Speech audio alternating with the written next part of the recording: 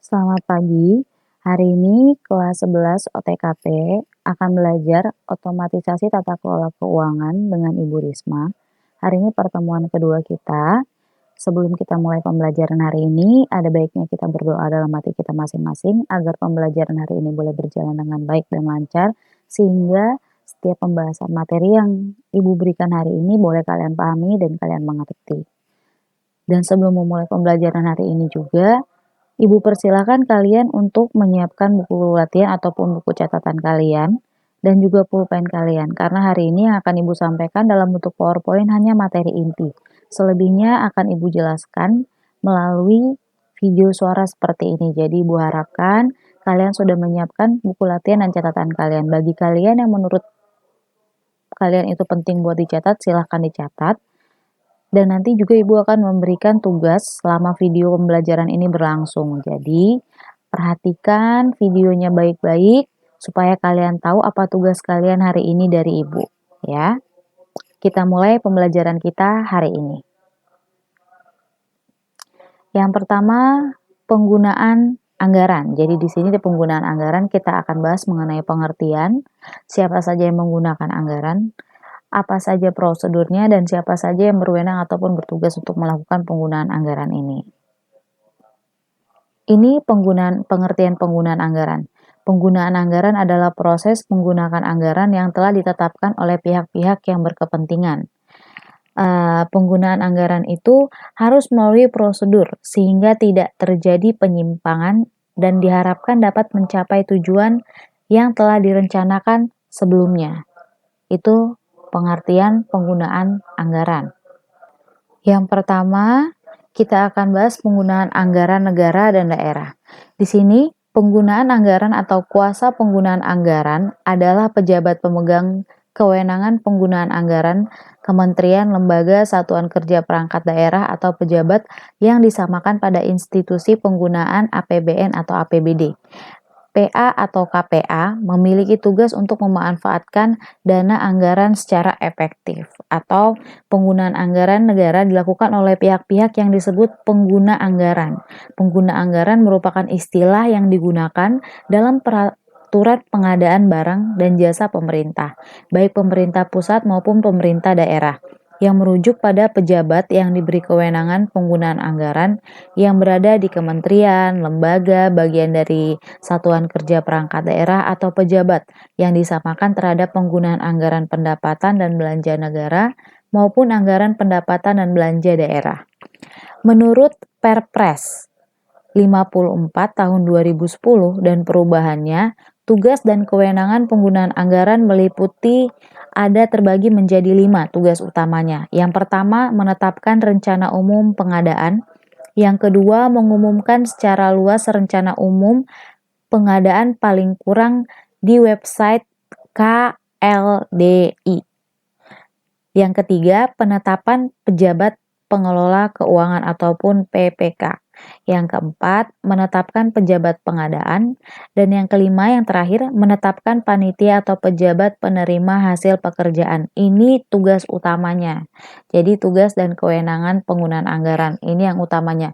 Sebenarnya ini masih panjang dijabarkan, tapi kita hanya perlu yang 5 ini.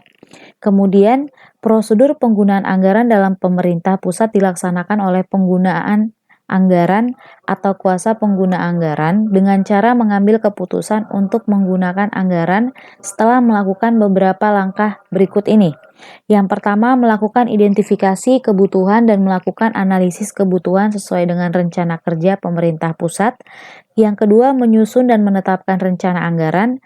Yang ketiga, membuat penetapan kebijakan umum. Dan yang terakhir dan yang keempat, menyusun kerangka acuan kerja atau KAK dan pengumuman rencana umum pengadaan atau disebut juga RUP. Berdasarkan Peraturan Pemerintah Dalam Negeri Nomor 13 Tahun 2006 Pasal 10, pejabat pengguna anggaran ataupun PPA dapat dijelaskan sebagai berikut. A.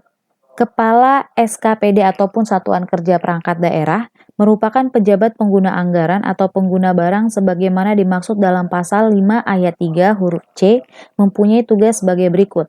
Yang pertama, menyusun rencana kerja dan anggaran Satuan Kerja Perangkat Daerah. Yang kedua, menyusun dokumen pelaksanaan anggaran satuan kerja perangkat daerah. Yang ketiga, melakukan tindakan yang mengakibatkan pengeluaran atas beban anggaran belanja. Yang keempat, melaksanakan anggaran satuan kerja perangkat daerah yang dipimpinnya. Yang kelima, melakukan pengujian atas tagihan dan memerintahkan pembayaran. Yang keenam, melaksanakan pemungutan penerimaan bukan pajak. Yang ketujuh, mengadakan ikatan atau perjanjian kerjasama dengan pihak lain dalam batas anggaran yang telah ditetapkan.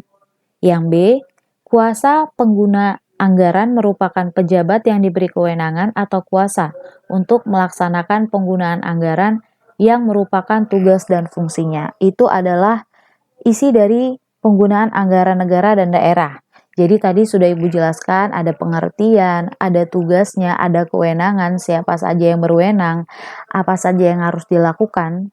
Itu tadi sudah Ibu bahas dalam penggunaan anggaran negara dan daerah.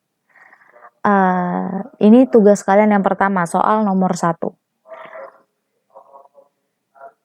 Apa yang dimaksud dengan penggunaan anggaran secara umum? Karena ini bukan sudah masuk ke negara dan daerah. Jadi soal kalian pertama, jelaskan pengertian penggunaan anggaran secara umum. Nomor 1.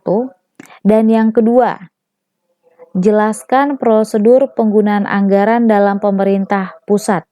Yang tadi sudah Ibu jelaskan ada 4 macam. Jadi Ibu hanya minta kalian sebutkan. Jadi yang pertama, nomor 1, jelaskan pengertian penggunaan anggaran secara umum. Dan yang kedua, sebutkan prosedur penggunaan anggaran dalam pemerintah pusat. Sudah 2 soal ya.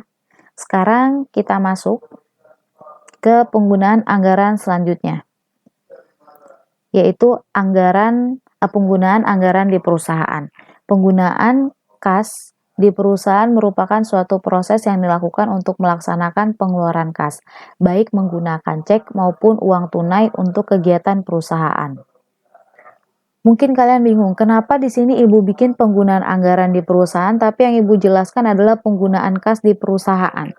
Jadi begini, penggunaan anggaran di perusahaan berkaitan dengan penggunaan kas di perusahaan. Makanya Ibu jelaskan itu mengenai penggunaan kas di perusahaan. Seperti itu. Dalam penggunaan anggaran atau kas perusahaan ini sama seperti penggunaan di pemerintah yang menggunakan suatu prosedur yang telah ditentukan. Prosedur yang digunakan untuk penggunaan anggaran kas perusahaan yaitu sistem pengeluaran kas dengan cek, sistem pengeluaran kas dengan sistem voucher, dan sistem pengeluaran kas menggunakan dana kas kecil. Semua pengeluaran kas tersebut harus memiliki bagian-bagian berikut ini. Yang pertama dia ada bagian utang, yang kedua bagian kas, dan yang ketiga bagian jurnal dan laporan. Yang pertama Ibu jelaskan mengenai bagian utang terlebih dahulu. Transaksi perusahaan ada yang berupa pengeluaran kas secara langsung atau tunai. Ada pula yang bersifat hutang atau kredit. Pengeluaran atau hal-hal bersifat mengurangi kas dalam bentuk kredit tersebut harus melalui bagian utang. Proses pengeluaran kas yang melalui bagian utang meliputi sebagai berikut. Dia terdiri dari 3. Bagian utang menerima dokumen-dokumen pendukung seperti surat order pembelian atau laporan penerimaan barang, faktur pembelian, surat permintaan pengisian kas kecil, daftar gaji, dan rekap daftar gaji yang harus dibayar yang kemudian diserahkan oleh bagian-bagian lain. Yang kedua, membuat dokumen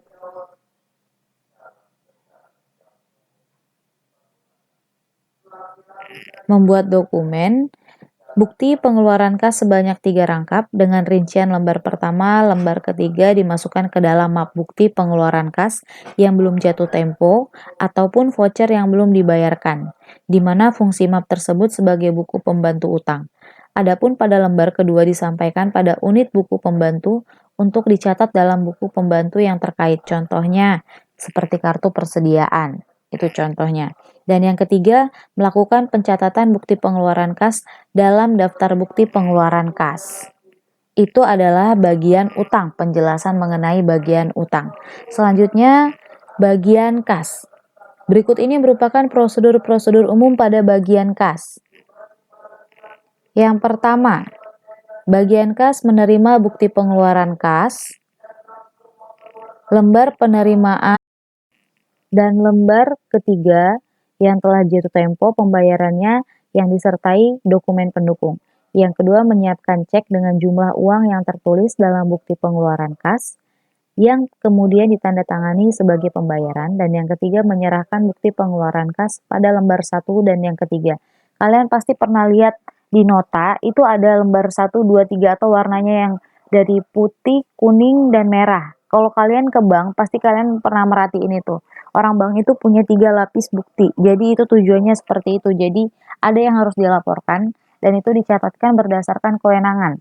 Jadi siapa yang memegang lembar yang warna kuning ataupun lembar kedua, siapa yang memegang lembar pertama yang warna putih, dan siapa yang memegang lembar ketiga yang berwarna kuning. Maksudnya seperti itu. Ataupun kalian pernah lihat nota, nota pembelian ataupun nota penjualan itu biasanya juga seperti itu. Dia ada 3 warna. Seperti itu. Jadi itu masuk lembar 1 sampai lembar 3 itu seperti itu. Kemudian yang terakhir, bagian jurnal dan laporan. Prosedur bagian jurnal dan laporan terdiri dari 3 poin. Yang pertama, menerima bukti pengeluaran kas lembar ke-1 bersama dengan dokumen pendukung. Yang kedua, melakukan pencatatan penerimaan atau pengeluaran kas dalam register cek yang berfungsi sebagai buku jurnal pengeluaran kas. Dan yang ketiga, melakukan pengarsipan bukti pengeluaran kas bersama dokumen pendukungnya berdasarkan urutan nomor bukti pengeluaran kas dalam map khusus. Map tersebut merupakan map arsip yang sudah dibayar. Jadi kan tadi yang pertama kita membahas tentang utang. Kemudian yang di kedua kita membahas mengenai kas. Dan yang ketiga kita membahas mengenai jurnal dan laporan. Baik itu utang dan kas, semuanya akan sama-sama di jurnal. Nanti kalian, karena kalian saat ini pembelajarannya secara daring ya nak, ini akan kita percepat. Jadi biasanya sebenarnya setelah Ibu membahas mengenai administrasi keuangan yang kemarin di pertemuan pertama dalam bentuk PDF, seharusnya Ibu membahas mengenai pengelolaan kebijakan keuangan. Tapi karena kalian sekarang sedang pembelajaran secara online dan kalian juga nanti akan mengejar mudah-mudahan misalnya COVID-19 ini segera berlalu, berarti Januari kalian kan sudah PKL. Berarti kita harus mengejar materinya dulu. Tidak mungkin Ibu menjelaskan dari awal. Jadi nanti mungkin setelah penggunaan anggaran ini kita akan kita akan mempelajari mengenai prosedur penerimaan kas. Setelah itu sebelum kita masuk ke anggaran, Ibu akan mengajarkan kalian pembuatan jurnal. Jadi persamaan dasar akuntansi yang secara umum aja, kemudian kita akan membahas bagaimana pembuatan jurnal, kalian akan dibuat jadi laporan keuangan. Jadi intinya Ibu akan mengajarkan kalian mengenai itu dulu. Yang intinya, jadi mengenai penggunaan anggaran ini Ibu harap bisa kalian pahami. Karena materinya untuk penggunaan anggaran saja itu hanya terbagi menjadi 2, yaitu penggunaan anggaran negara dan daerah serta penggunaan anggaran di perusahaan. Nah, sekarang Ibu mau memberikan soal yang ketiga. Soal yang ketiga adalah kalian sebutkan kembali bagaimana prosedur umum pada bagian kas. Jadi tugas kalian yang ketiga, jelaskan kembali mengenai prosedur umum pada bagian kas. Itu soal kalian yang ketiga. Dan soal kalian yang keempat adalah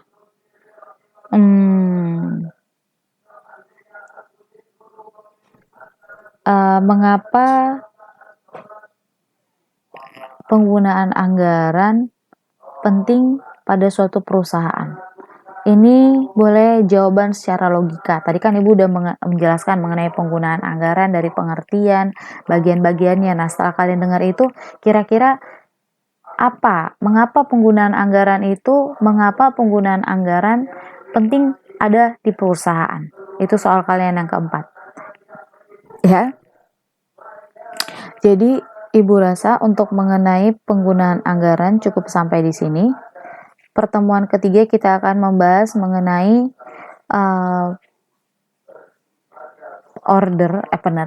mengenai prosedur penerimaan kas dan penggunaan kas yang digunakan secara umum baik itu di pemerintah maupun di perusahaan. Jadi Ibu rasa demikian untuk materi pembahasan kita hari ini. Ini kata-kata penyemangat dari Ibu. Success usually comes to those who are too busy to be looking for it. Jadi maksudnya keberhasilan itu datang kepada mereka yang memang giat ataupun bekerja keras untuk mencarinya, looking for it. Ya. Baiklah, Ibu rasa demikian materi pembelajaran kita hari ini. Untuk penggunaan anggaran dalam pelajaran OTK keuangan. Apabila ada yang tidak kalian pahami, silakan kalian tanyakan kepada Ibu pada kolom komentar di Google Classroom pertemuan kedua hari ini, pertemuan kedua penggunaan anggaran.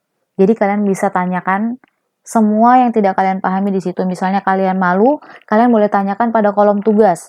Di komentar pribadi kan nanti teman kalian nggak bisa ngelihat. Jadi kalian boleh tanyakan apa yang tidak kalian pahami kepada Ibu. Kemudian tugas yang telah Ibu berikan tadi, Ibu berikan 4 soal. Silakan kalian kerjakan di buku tulis. Kemudian nanti kalian foto dan kalian upload di laman tugas 2 penggunaan anggaran. Nanti silakan kalian lihat pada Google Classroom kalian. Video yang sudah Ibu masukkan di YouTube ini, tolong kalian komentari dengan nama kalian _hadir. Jadi misalnya nama kalian, misalnya Tia. Jadi Tia _hadir. Jadi bisa Ibu lihat bahwa kalian sudah menonton video pembelajarannya.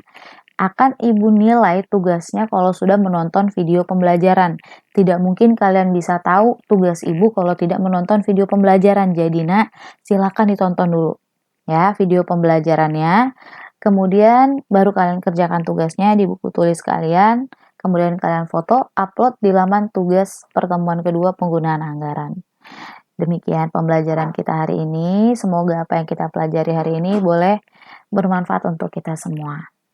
Selamat pagi, tetap semangat, dan salam sehat.